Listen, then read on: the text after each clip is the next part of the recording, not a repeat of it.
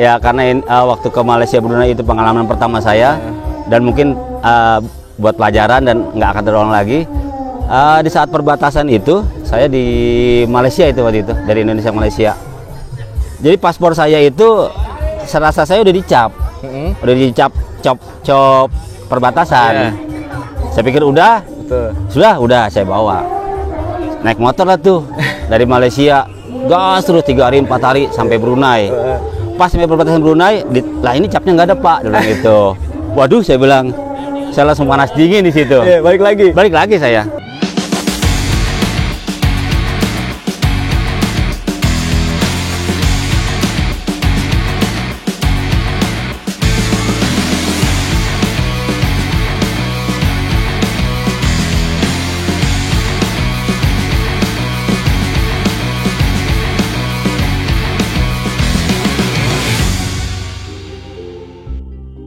Salam satu aspal dua jalur. Bikers Yamaha NMAX dari klub Max ID Bogor menempuh perjalanan ribuan kilometer dari Bogor, Indonesia, Malaysia, dan finish di negara Brunei Darussalam. Suatu kebanggaan bagi kami khususnya para bikers YRP Bogor. Bro Syarif, dedengkot dari Max ID, menempuh perjalanan 10 hari untuk melakukan solo touring antar negara. Hari ini ada kesempatan yang sangat luar biasa untuk ngobrol bareng Bro Syarif dari Max ID.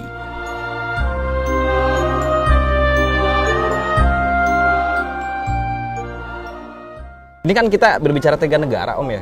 Kira-kira berapa hari atau waktunya berapa lama sih perjalanan itu? Kalau kemarin waktu itu saya kurang lebih 2 minggu sih. 2 mingguan. 2 minggu karena kan memang Pontianak Malaysia Brunei bisa ditempuh kurang lebih 10 hari sih. 10 hari. Ya, 10 hari. 10 hari. Nah, kalau untuk 2 minggu berarti perjalanan non-stop ya atau siang aja gitu? Siang aja. Siang aja ya. Siang aja, malam saya pasti istirahat.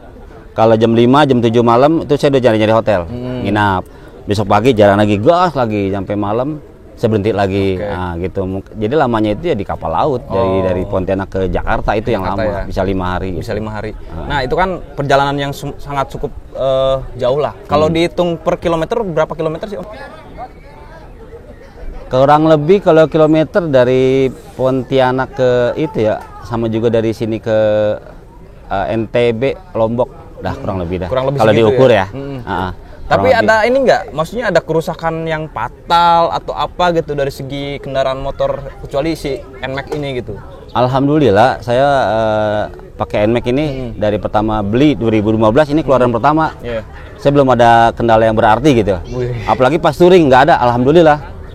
Kalau udah nyampe rumah mah rusak-rusak gimana biasa. Tapi saat touring alhamdulillah nggak ada trouble apa-apa. Nggak trouble apa-apa ya? Nggak ada trouble apa-apa. Tipsnya apa Om? Kalau untuk menjaga kualitas mesinnya atau kualitas apa sih tipsnya gitu? Apakah sebelum berangkat harus cek full semua atau gimana gitu? Nah, kalau di saya mah yang penting mau berangkat itu kita check up semua. Ibarat badan mah cek medical check up. Betul.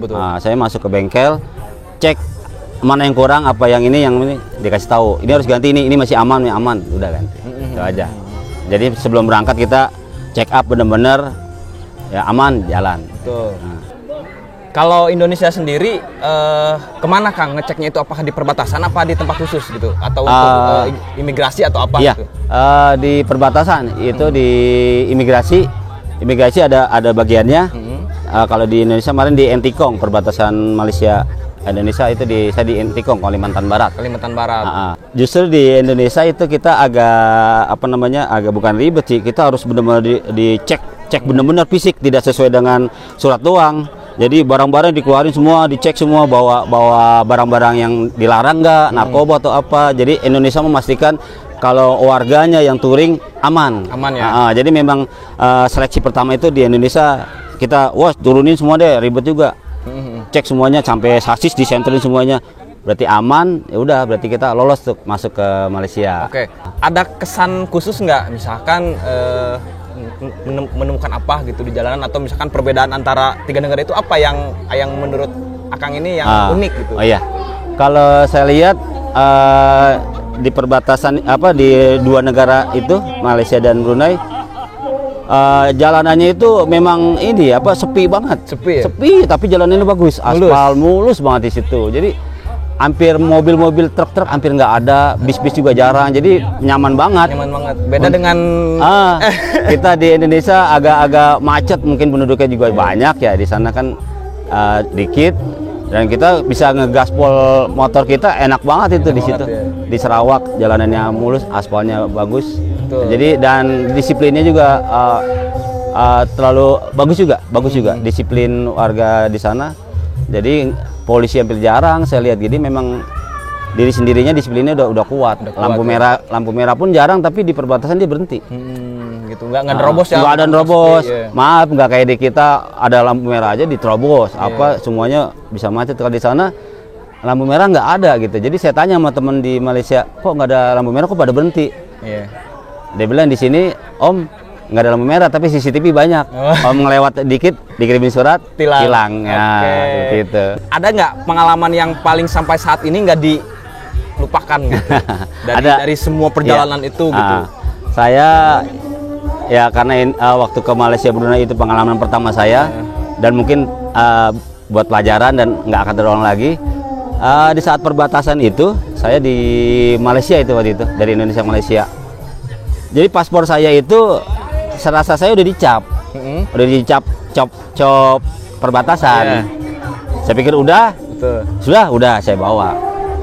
Naik motor lah tuh dari Malaysia, gas terus 3 hari 4 hari sampai Brunei. Pas sampai perbatasan Brunei, lah ini capnya nggak ada Pak, dia bilang gitu. Waduh, saya bilang, saya langsung panas dingin di situ. Balik lagi saya. 4 hari lagi. Balik lagi ke situ, ke Malaysia dan ke Pontianak. Waduh, saya bilang, ini kelalaian saya karena waktu itu ngeceknya nggak bener-bener. Betul. Berarti tipsnya itu lebih dokumen itu sangat penting sekali ya. Itu lebih harus. Itu paling teliti, ibarat kalau motor mah apa-apa yang itu bisa hilang, tapi bisa beli lagi. Tapi kalau cap itu perbatasan kita dianggapnya kan ilegal masuk. Makanya saya balik lagi ke Malaysia, dicap stempel lagi tuh di paspornya. Baru dicap stempel, baru saya lega, baru jalan lagi ke sana lagi. Dari bahasa gimana? Kita kebetulan satu rumpun ya. Satu rumpun ya. Malaysia, Brunei itu satu rumpun. Bahasanya nggak jauh beda sama kita. Mungkin dia agak banyak Inggris ya dia. Oh. Gitu. Tapi lebih dipahamin bahasa Indonesia kali ya. Bahasa kita bahasa Melayu. Bahasa Melayu. Ya. Nah, ngomong-ngomong masalah perjalanan, berapa anggaran yang sudah pernah dikeluarkan itu?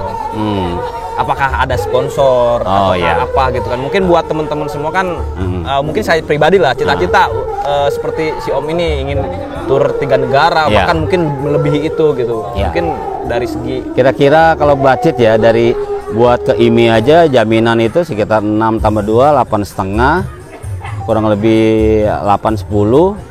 Untuk di perjalanan 10, mungkin untuk itu kurang lebih 20 juta lah. Itu hanya ngurus berkas dan dokumen ya? Berkas dokumen kurang lebih 8,5 sampai 10. Nah, kalau untuk di kantong ya 10 lah minimal. 10. Berarti total mungkin nggak habis sekitar 50 juta gitu? Oh nggak nyampe. Nggak nyampe ya? Nggak nyampe. Sekitaran 20-25 lah. 20 sampai 25 juta. 25. Itu sudah total ya? Sudah total. Termasuk bensin. Termasuk bensin, makan, hotel semuanya. Nah, menurut si Om ini kan udah pernah ke titik nol, ke Lombok, terus ke 3 negara. Touring yang mana yang paling mengeluarkan budget yang sangat besar? Menurut saya yang ini ke Malaysia Brunei. Malaysia Brunei ya. Kalau kemarin saya 2020 juga ke perbatasan Timor Leste. Itu nggak nyampe segitu ya? Nggak nyampe segitu, itu antara 15 juta. Karena banyak teman juga di sana. Jadi kita dikondisikan juga. Sudah dijamin lah sama teman-teman bikers gitu. Iya. Oke, nah untuk tips buat teman-teman yang ingin melaksanakan touring antar itu ke titik nol atau ke luar negara, apa Om tipsnya, tips sederhana untuk mereka? Untuk tipsnya yang pertama pasti motornya disehatkan ya. Sehat, selain orangnya juga harus sehat, motor harus sehat, karena kalau udah ke lintas negara kita diri sendiri kita yang bertanggung jawab, apalagi saya single touring sendiri. Jadi kalau itu tanggung jawabnya saya sendiri, tidak bisa ngarepin orang-orang walaupun akan dibantu. Itu yang pertama, motor harus sehat. Kedua, dana yang cukup. Ketiga, informasi-informasi dari teman-teman ataupun yang udah pengalaman di negara sana harus dikumpulkan buat bekal suatu saat kita nanti perlukan di tengah jalan. Betul. Nah, itu aja sih yang tip-tip saya. Oke. Nah itulah bro, ngobrol kita hanya singkat lah dengan predator dan petarungnya gitu dari Max ID gitu. Mungkin buat teman-teman yang ada pertanyaan bisa ditanyakan di kolom komentar atau nanti bisa di follow IG-nya Bang Sarip apa Bang? Gladiator Max ID Yamaha Indonesia. Bisa juga di IG kita, IG Max ID, Max ID Indonesia _Indonesia. Nah, Max ID ya. Max ID @Max ID Indonesia. Ya. Nah, itu nanti bisa dicari dan bisa ditanyakan gitu kan pengalaman-pengalamannya ya. Mungkin mudah-mudahan kita semua mendoakan gitu kan agar kita tuh bisa touring melebihi Bang Sarip Ya. Bang ya gitu. Jadi bisa pengalaman-pengalamannya itu ditanyakan, pengalaman membuat dokumen, Ya. pengalaman dan segala macamnya. Ya. Ya. Oke, mungkin itu aja. Saya Didik RYM dan Sarip Max ID 01. oke, sampai bertemu di lain kesempatan. Wassalamualaikum warahmatullahi wabarakatuh. Sampai jumpa. Oke, mantap sekali Bang Sarip. Aduh, jadi ngiler gua pengen. Udah.